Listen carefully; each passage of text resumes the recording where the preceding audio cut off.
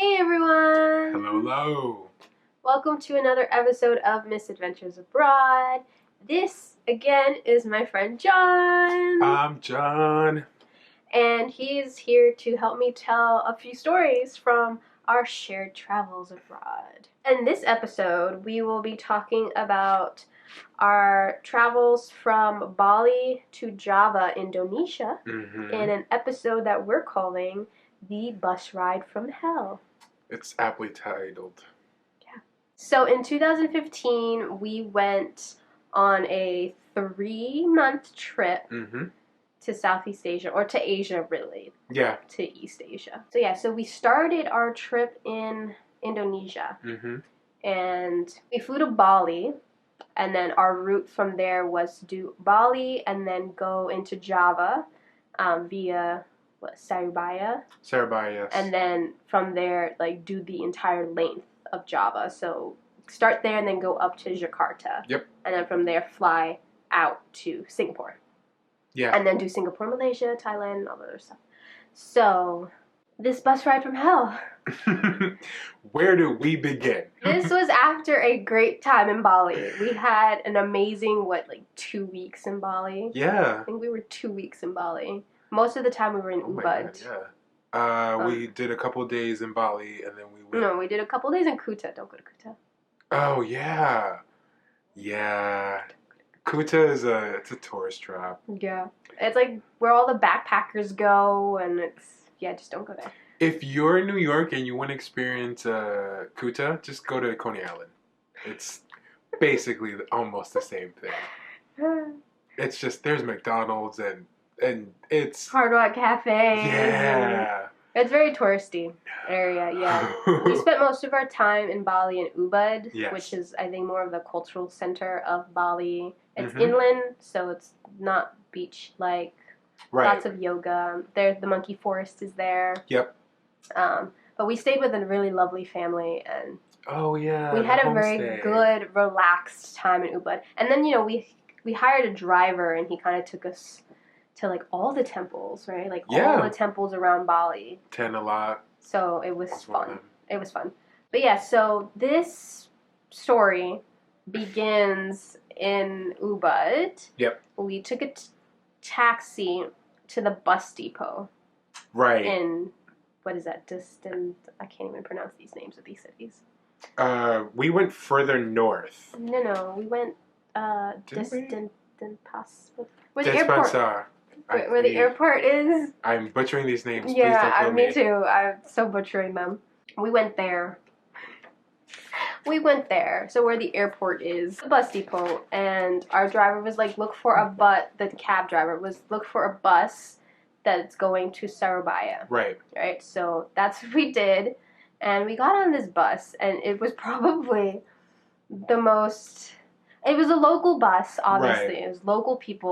All the buses there were local. So the other thing to keep in mind with this is that we had left the homestay super early. So we were running on very minimal sleep. So that's the first part of this entire thing.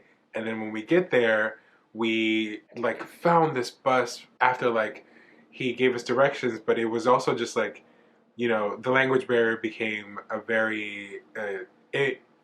It was we were able to get by until we had this adventure, and I think it was because it was so local, and we were just the American foreigners that we had no way of communicating or trying to understand what we were getting ourselves into, because so we find the bus, and then we get on, and I'm gonna say. Our assumption was that we'd be leaving soon because, get on a bus, you pay, even if it's delayed, you're leaving within a couple minutes, maybe an hour max. We were there for 5 hours. It seems so funny now when we tell this story. It wasn't funny then, No. Oh, God. Yeah, so the buses at the bus depot leave at noon. Right. This is something that we should have found out before getting to the bus, but of course our first time, especially our first time in Indonesia, right, first time in Asia, and we didn't know we're very young and naive and everything, like normally you are when you first do anything. But yeah, so the buses normally leave around noon. Right. And we were there way earlier than that. I think we got there like, oh God, so early. We got there real early. And so while we're waiting, we're unaware of this. We see like multiple characters get on the bus. And there are a couple interactions that just left me feeling really, really weirded out. I remember there was one where I think it was a gentleman had got on, and he was carrying some bags, so I'm assuming he was coming back home from like the market, whatever. But like he tries to pay, and then there like is some like resistance. So then it starts to turn into like this haggling thing, and things are still calm at this point. And then it escalates really quickly because now there's these two other guys there on the bus, and then everyone starts yelling, and I'm like looking at Tiff because we're pissed. We have no idea what's happening. We just want to go. And then this interaction is happening like a couple feet away, and it almost feels like they are about to fight. So my instinct at that point is very much like, okay, I'm pissed, I'm angry, there's a fight about to break out, or seemingly. So I'm like, I know I need to make sure that she and I are okay. But then like out of nowhere, just like, I think they were just arguing, it just dies. They were either haggling a price or whatever the situation, but like almost as quickly as it started, it ended. And that happened at least one more time before we had departed. Yeah. So in my head, I'm like, is this like a mafia bus? Like that's what we thought. I'm like, is this like a mafia bus? Why are like I get haggling, but like it just feels like out of nowhere. Just I'm expecting like a brawl to break out over this, and we still haven't left. We haven't left Bali at all. No. At this point. And then I think one more incident like that, and then finally, after like trying to communicate and ask, we get some sort of an answer, and then by then we were starting to take off. Yeah, the driver came, and then the guys who were handling like the money and stuff just got on the bus, sat in the front, and then we left. Right. Eventually. I don't remember much of that first part of the bus ride because I think I was just trying to sleep. It was really beautiful, and then we pulled into the port. Well, no. First, our driver was a little bit insane. He was driving really fast. He was. The bus. And then, like, anytime there was, like, a slow car in front, he would go onto the other lane, which was going in the opposite direction, to get around them. Yeah. And, like, it was just... It was kind of like watching someone play Grand Theft Auto. Yeah. Just swerving left and right. And that can't possibly be safe. On a big bus. Like a car, but like a bus? Like that thing easily, I don't know. Anyway, we eventually got to port. Right. In which the cars go, we have to get off the bus and go to like where the people go. Yeah. So it's this big, almost, I don't want to say freight, but it's a big boat where cars can go on. But the way that the cars get on is very much like, if you ever played, I think the game is called Traffic? Or Traffic Jam? Rush Hour. It's like the little plasticky cars and trucks like and stuff. Trying to fit into each other. Putting in a grid, and then you have to get the red car out. Right. That one. So it was like that. Yeah. They packed the cars in like a very weird Tetris-y like grid and on the boat, on the ferry. So we get on the top, or where the pedestrians are, and the boat ride wasn't bad. No, it was pretty quick. I think the story picked up again when we got to the other port and we have to get the bus off. Yeah, we're disembarking. Yes. The cars go first, whatever cars were closer to the thing. Right. And then the whole jigsaw thing just to get that bus off of the boat. That was pretty interesting. So we had... we were on the bus while this was happening. Yeah, they load us back onto the bus. Right. And as, the bus is kind of backing up and doing its thing to try and get out, it like pulls too close to like the side of a wall, and the window by the driver's side just comes crashing in, and we're like, what is actually happening? Because there's glass everywhere, and it's like, it's really close to the driver, so like, is he okay? Are we okay to continue? Like, well, we had to get off the boat anyway, so Right. we got off I remember us getting off the boat, right, and then at some point we pulled over so that they can assess the window, right. and then someone cuts his hand. Is it the driver or the dude who handled the money or whatever? One of them cuts their hand on the glass as they're like kind of punching the glass out of the bus. Right. And then they patch it up with like tape, right? Or Tape and cardboard. So they just put a piece of cardboard, tape it up. He, I think, takes a rag, wraps it around his hand, tapes it up, and then we continue driving. And I think at this point, she and I are very much just like, wow, all right, this is what's being presented to us. This happened. Just gotta keep going. Apparently, this happens all the time on does. these types of local buses. So had we known, we wouldn't have been so like, what the heck is happening right now? Right. But I later retold this story to a coworker of mine who is from Indonesia, and she told me that this it's very much like a regular happenstance. And to which what I said was I expected that back home, because growing up in the Dominican Republic, it's very much kind of like that same environment of like, we just need to keep going. We do whatever we need to. We'll deal with that bleeding hand later. It's fine. But it's being in that moment was honestly a little terrifying. Mostly because it just blinded us. But I mean, at that point when the window broke, I was just sitting in my seat laughing. I was just like, what else can possibly go wrong right now? It just seemed it's just like one thing after another kept happening, and I'm just like, well, okay.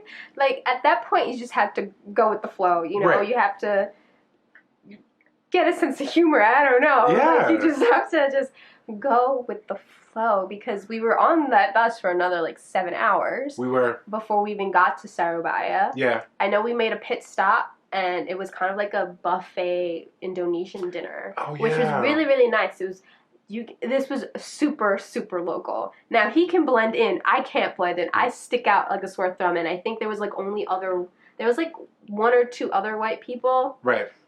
White, Westerners in that kind of rest stop area. But yeah, it was very, very local, I remember.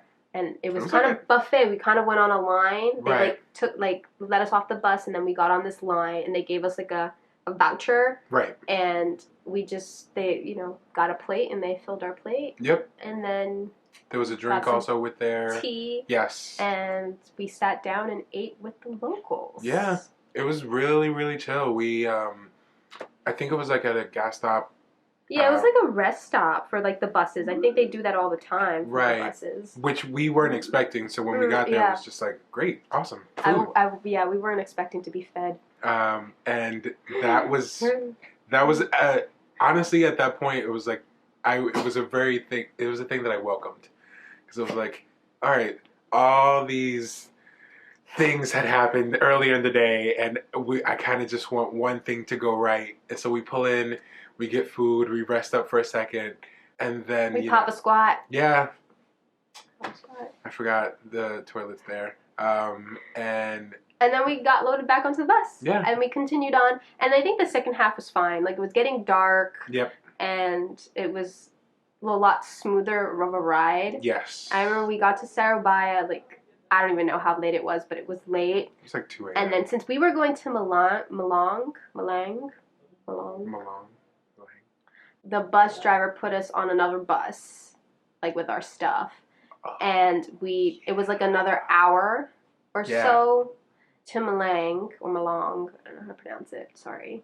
And then when we got to the bus stop there, we found a cab, it was like 1 o'clock in the morning at this point. We found a cab, and he took us to our hotel, and we literally got there like at 1 something. We checked in maybe around 2 a.m. or went to sleep at 2 a.m. in the hotel. This one was but that was that And I'm surprised that they let us check in that late. That's true. But it was open. Like there was actually a person sitting there at reception. You know, saying or retelling the story, I realized why they probably did that, because through that same hotel was when we booked our Bromo. And remember, yeah. we left there at like midnight or mm-hmm. 1, so it kind of makes sense. But yeah, when we got there after that whole ordeal, we just crashed. Yeah. I just knocked out. I'm just sleeping for the rest of the day. The rest of the night, and then we woke up like late morning, and we just took a walk around this very tiny town that we were only there because we wanted to do Mount Bromo. Yep. And like in the end, we were like on the wrong side of Mount Bromo. We ended up being on the wrong side of Mount Bromo. Right. Yeah, we hired a one of the Jeeps and a driver, and it was like a 3-hour drive through like crazy mountain cliff things. But that is a completely different story. That is. For a completely different episode of Misadventures Abroad that we will tell soon. I think the takeaway with this is if you're going somewhere and you don't necessarily understand the language, book as many things as you can in advance. And granted, we did. We figured getting between the two places wouldn't be too hard, but this was a lesson learned. Yeah, I mean, we wanted to travel on land and not so much by plane. Right. But yeah, so just research and know what to expect. Yes. If you're going to take a local bus, expect it to leave the depot around noon, because I think all of them left around 11:30 noon. Right. And just be aware that it's an all day thing. Right. And plan for that. And yeah, expect the unexpected. Go with the flow. Mm-hmm. If stuff happens, just have a sense of humor. Yes. It's funny. Yes. Stuff's funny. It'll keep your mind sane. You'll have a story to tell at the end. Make a video with us. But yeah, so that was our bus ride from hell, which we aptly named it, because at the time, yeah, that's what it seemed like. Now it just seems like a thing that happened. Yeah, it's a funny story, but in the moment, I just wanted it's frustrating. It's just frustrating all the time. Yeah, that was fun. So that's this episode of Misadventures Abroad, and we hope that you enjoyed this story and maybe learn a thing or two. Just, research, especially like when you're going from different places and you don't really know how the transportation works and you don't really know the language very well. Yes. Just make sure to do that research and just know what you're getting into. Yep. And Joey wants to say hi, apparently. You want to say hi, Bubbles? I want to say hi. I'm making noise here. I want to climb over everybody. Anyway, so that's this video. Hope you guys enjoyed, and we'll see you next time.